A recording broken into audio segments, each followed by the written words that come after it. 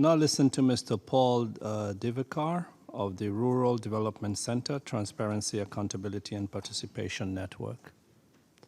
Paul.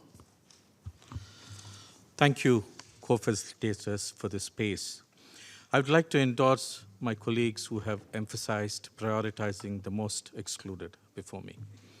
If we are to collectively achieve the commitment to leave no one behind and ensure the credibility of the post-2015 development agenda, the principles of transparency, accountability, participation should be at the center of sustainable development, its implementation, follow-up, and the review of this new agenda.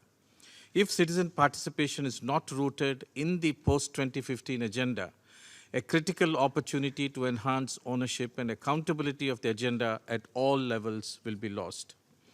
To this end, we strongly recommend that language references to the people-centered nature of the new agenda and the importance of regular and meaningful participation of all, particularly for the most poorest and the most vulnerable people, are strengthened in the declaration.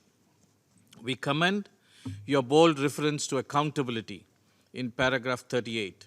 Accountability should be results-oriented, human rights and equality-based, regular, and provide possibilities for using timely follow-up and review processes for improvement of implementation.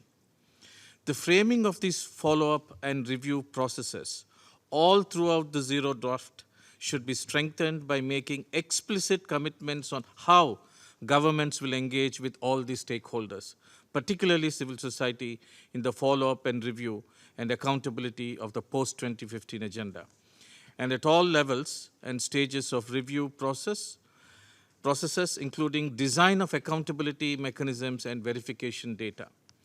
Additionally, transparent and open data is a prerequisite for successful monitoring of agenda.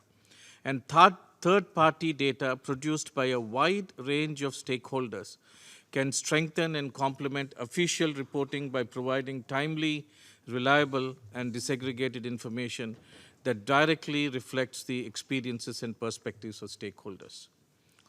Finally, co-facilitators, regarding the key principle of the follow-up and review and processes outlined in paragraph 3 of the follow-up and review chapter, we propose the addition of a sixth key principle that should read: they will focus on progress for social and economic groups that are furthest behind and monitor inequalities within and between countries.